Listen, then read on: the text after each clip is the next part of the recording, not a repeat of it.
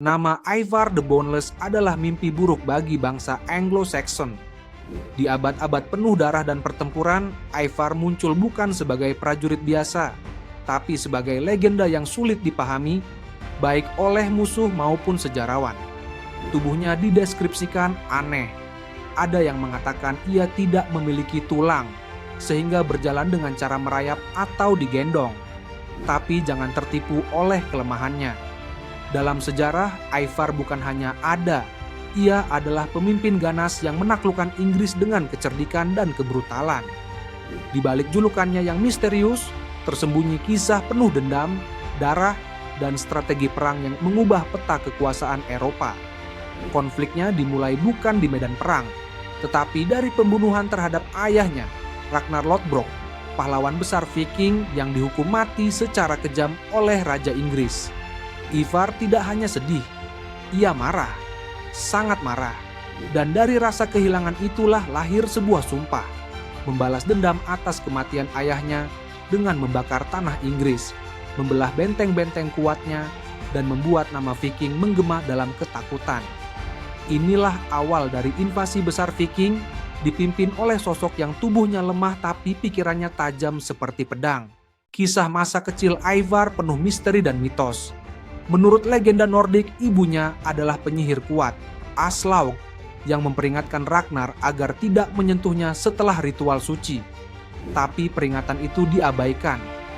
Anak yang lahir kemudian dikutuk dengan tubuh yang berbeda. Beberapa menyebut ia lumpuh, beberapa menyebutnya menderita kelainan tulang, tapi yang pasti, Ivar tumbuh dalam stigma dan rasa hina. Namun di dalam dirinya, api menyala. Ivar tidak menerima nasib sebagai orang lemah. Ia belajar berpikir, ia belajar memimpin. Ia tidak memegang kapak tapi ia mengatur siapa yang harus memegangnya. Saat kabar kematian ayahnya sampai, Ivar langsung mengumpulkan saudara-saudaranya, Ubbe, Havitserk, dan Bjorn. Mereka membentuk pasukan besar, dikenal dengan nama Great Heathen Army, tentara kafir besar. Ivar memimpin bukan karena tubuhnya, tapi karena pikirannya yang menakutkan. Ia bukan hanya ingin menang, ia ingin musuh menderita seperti ayahnya dulu. Dan itu hanya bisa dilakukan dengan rencana yang sempurna. Tanah Inggris gemetar di bawah langkah pasukan besar Viking yang dipimpin Ivar the Boneless. Dengan strategi cerdas dan keberanian tanpa batas, Ivar bukan hanya datang untuk menaklukkan.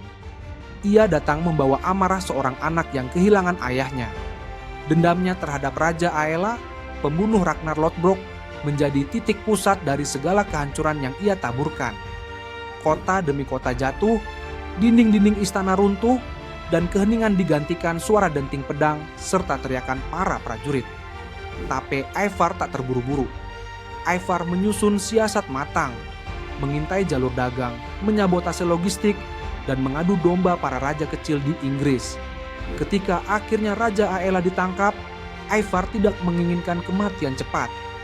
Ia ingin musuhnya merasa takut, ingin dunia tahu bahwa dendam seorang anak Viking bisa menelan kerajaan. Eksekusi terhadap Aela, meski hingga kini kontroversial, jadi simbol kekejaman sekaligus kecemerlangan taktiknya. Dari darah itu, Ivar membangun reputasi yang membuat para penguasa Eropa tidak lagi memandang sebelah mata kaum utara. Ivar tidak membutuhkan mahkota untuk menjadi raja. Ia memimpin dari balik layar, menggunakan orang-orang lokal sebagai boneka kekuasaan, sementara dirinya menarik tali dari kejauhan. Kota York dijadikan markas utama, benteng kekuasaannya di tengah Inggris. Namun berbeda dengan banyak penakluk lain, Ivar tidak terlalu peduli pada gelar resmi atau duduk di takhta. Ia lebih memilih menjadi otak dari sistem kekuasaan baru yang menakutkan dan efisien. Ivar memperkenalkan taktik penyebaran kekuatan secara tidak merata, membuat pasukan kecil yang dapat bergerak cepat, menyerang dari berbagai penjuru, lalu menghilang sebelum musuh menyusun pertahanan. Taktik ini memecah kekuatan lawan, mengacaukan strategi pertahanan, dan menebar rasa tak aman di seluruh negeri. Ia tidak mencari kejayaan pribadi semata. Yang ia cari adalah kendali total, dominasi yang tidak terlihat namun terasa di setiap keputusan penguasa Inggris. Ivar bukan sekadar penakluk.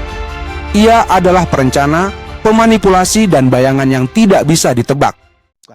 Namun seperti semua legenda besar, kekuasaan Ivar pun mulai retak dari dalam.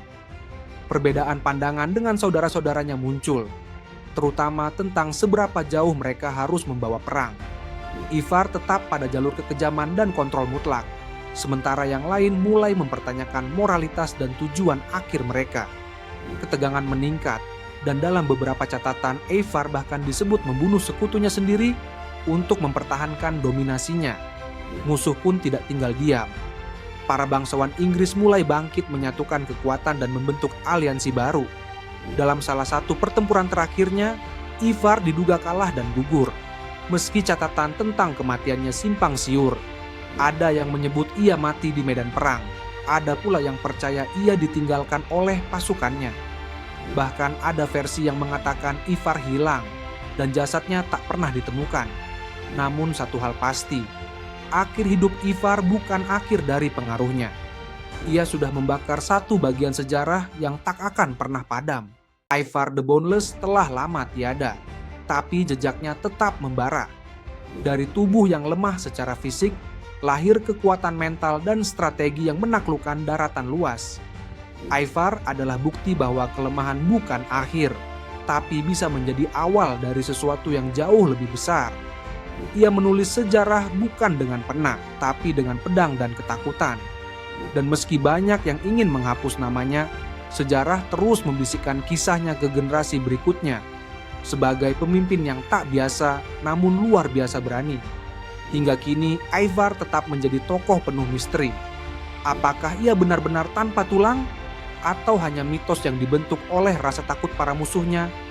Tak ada yang bisa menjawab pasti.